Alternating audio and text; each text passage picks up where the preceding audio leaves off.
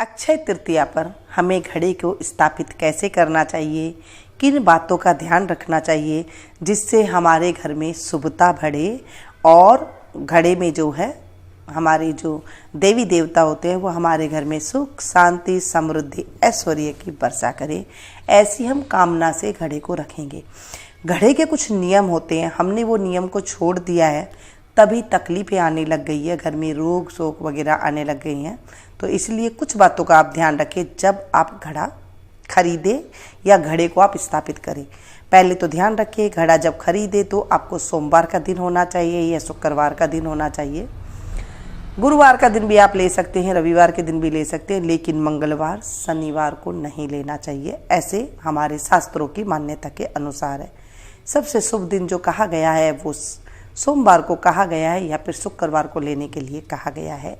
घड़ा लेने के लिए कई नियम होते हैं, कई तरीके के घड़े आते हैं, जैसे टूटी वाला घड़ा आता है, कई कलाकृति होती है वैसे भी घड़ा आता है, कई सुराही के रूप में आता है, लेकिन हमने यहाँ पर सिंपल घड़ा लिया है।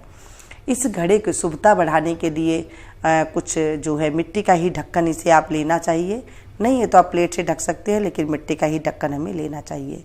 जब घड़ा ले तो आप बजा करके देख लें उसमें कोई क्रैक वगैरह ना हो। ये है देसी घी जिससे हम रोटी को चुपड़ करके इस्तेमाल करते हैं। ये देसी घी को इस अनामिका उंगली से जिससे हम तिलक करते हैं, इसमें हम थोड़ा सा घी लगाएंगे और इससे हम स्वास्तिक बनाएंगे। ध्यान रखिएगा, घड़े के अंदर गणेश जी का वास होता है, रिद्धि सिद्धि का वास होता है, जल देवता का वास होता है, कुंभ में सारे देवी देवता का वास माना गया है। तो अभी जब हम गणेश जी और रिद्धि सिद्धि का स्थापित कर रहे हैं, क्योंकि गणेश जी ही जैसे घड़े के अंदर माने गए हैं, तो इनमें हम स्वास्तिक बनाएंगे। स्वास्तिक बनाने का ही हमारे शास्त्रों में मान्यता है। अगर आपके यहाँ नहीं बनाते हैं तो ओम बनाते हैं तो आप ओम बना सकते हैं, श्री बनाते हैं तो श्री बना सकते हैं, या आपके यहाँ जैसे जो कुछ जो आप देवी देवता को मानते हैं वहाँ वैसे बनाते हैं तो आप बना लें। स्वास्तिक बनाते टाइम पे गलतियाँ क्या नहीं करनी चाहिए, इस चीज़ का भी आपने ध्यान रखना है। जैसे टेढ़ा मेढ़ा स्वास्तिक बना दिया या फिर जैसे कहीं कोने निकले हुए देख रहे हैं, कोना ऐसे निकला हुआ बना दिया, ये नहीं होना चाहिए। बिल्कुल बराबर इसकी चारों दिशा होनी चाहिए। इस तरह से कोने निकालने चाहिए बनाने के बाद, और इसे बिल्कुल एकदम बढ़िया सुंदर सा स्वास्तिक बनाना चाहिए। 4-5 बिंदी, 4 बिंदी कोनों में, 1 बिंदी जो है बीच में, ऐसे लगानी चाहिए। अब आप देख रहे हैं कहीं कहीं पर कोने इस तरह से निकले हुए हैं, कहीं कहीं पर कोने जो है थोड़े से खराब है, उन्हें आप बाद में सही कर दे। ऐसे जब जल का घड़ा भरे उससे पहले सारा ये एकदम साफ सुथरा कर दे। अब देख रहे हैं थोड़ा सा यहाँ पर कम था तो इसे मैंने सही कर दिया है, थोड़ा सा इस कोने में भी कमी है, इसे भी हमने सही कर दिया है। इस तरह से आप देख लें, जैसे मैं आपको बता रही हूँ, थोड़े बहुत कोने हैं ना, इन्हें आप बराबर कर दें और एकदम से स्वास्तिक को बढ़िया सुंदर आप बनाएं। ये बन गया स्वास्तिक। अब क्या करना होता है, इसी घी में उंगली में थोड़ा सा घी लगा करके सही कर दें। फिर इसे क्या करेंगे, हम थोड़ा सा यहाँ से लेंगे, इस तरह से हाथ को फेरते हुए जो दूसरा कोना आ रहा है स्वास्तिक का, वहाँ तक हमें चले जाना है। ये देखिए इस तरह से एक मेल एक लाइन, यानी कि जो घी है ना हल्का हल्का सा घी, ऐसे भर भर के घी नहीं लेना है, बस ऐसे आपको कर देना है एकदम से, देखिए बराबर ऐसे, ताकि ये क्या है एक लाइन जैसी नज़र आए। बस ये हो गया बढ़िया बन के तैयार। ये देखिए ऐसे ऐसे आपको इसको स्वास्तिक के साथ आपको टच कर देना है। ये हो गया घड़े की शुभता। जैसे बिंदी थोड़ी सी खराब हो गई थी तो मैंने इसको गोला बना दिया। अब इस बात का ध्यान रखना है कि घड़े में बदबू ना आए।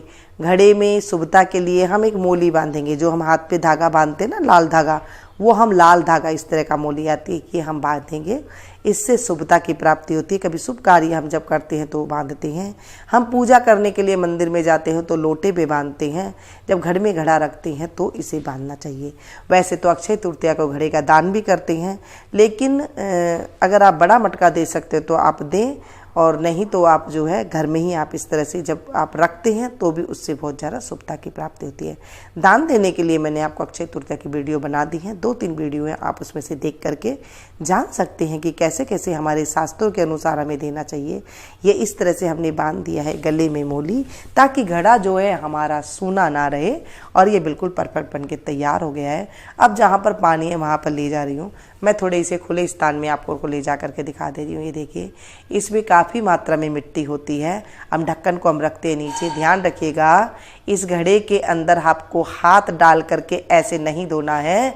ऐसे घुमा घुमा करके अगर आपने धो दिया तो घड़े में जो है स्मेल आ जाएगी और वो मिट्टी वाली खुशबू नहीं रहेगी जो हमारे घर में आनी चाहिए। मिट्टी की सौंधी सौंधी खुशबू आती है और पेट को निरोग रखता है ये जल, क्योंकि इसमें जब हम घर के अंदर कुंभ रखते हैं, घड़ा रखते हैं, तो उससे जो है हमारे घर में बरकत भी होती है। आप सभी को पता है, मुझे कहने की कोई ज़रूरत नहीं है।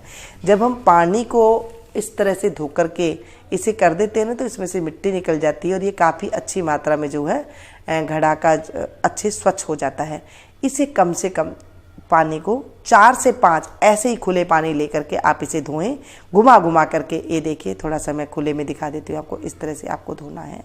जब आप इस तरह से धोएंगे तो 4 से 5 बार इसे आपको इस तरह से धो लें और उसके बाद इसे आप भर लें। ध्यान रखिएगा, जब आप पहली बार पानी भर रहे हैं तो उस पानी को ज़्यादा नहीं पीना है, थोड़ा थोड़ा सा पानी आप पी लें। और पहले जो पानी इसको पिलाना है, घर के जो जेंट्स होते हैं, जो घर के बड़े आदमी होते हैं, उनको पिलाया जाता है। औरतें पहले नहीं पीती हैं। और इस तरह से अगर आदमी बाहर गए हुए हैं तो आप बच्चों को पिला सकते हैं, लेकिन लेडीज़ पहले ना पिए। इस घड़े का पानी का ऐसे करना है। उसके बाद जो पानी इसमें ज़्यादा बचता है ना, वो पौधों में डाल देते हैं, यानी कि ज़्यादा मात्रा में पानी नहीं पीते हैं इसका। पहली बार इसका पानी इसे हमने डालना ही होता है। जब आप पूरी रात इसे रख दें या पूरे दिन रख दें या एक दिन आप रखने के बाद इस तरह से किया जाता है। अब इस घड़े को चलिए हम ले चलते हैं किचन में। आप इसे आंगन में रखते हैं तो आंगन में रखिए, किचन में रखते हैं तो किचन में रखिए, जहां आप रखते हैं वहाँ ले जाएं। नीचे मैंने एक लगा दिया है, इसके नीचे पानी टपकता रहता है। पानी टपकने से कहते हैं घड़ा ठंडा रहता है, और जिस घड़े में पानी नहीं टपकता है तो उसमें जो है थोड़ा पानी ठंडा कम होता है।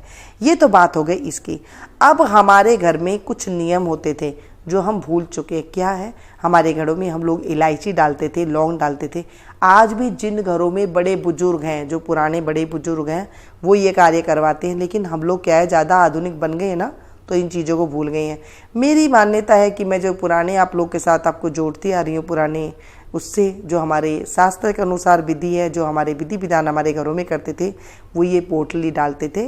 इस तरह से आप कोई भी सूती कपड़ा ले लें, रंगीन कपड़ा, उसमें रंग ना निकलता हो, इस चीज़ का आपने ध्यान रखना है। और इस तरह से आप पोटली बना लें बिल्कुल साफ़ सुथरे कपड़े की, और बस अब इसमें डाल दें।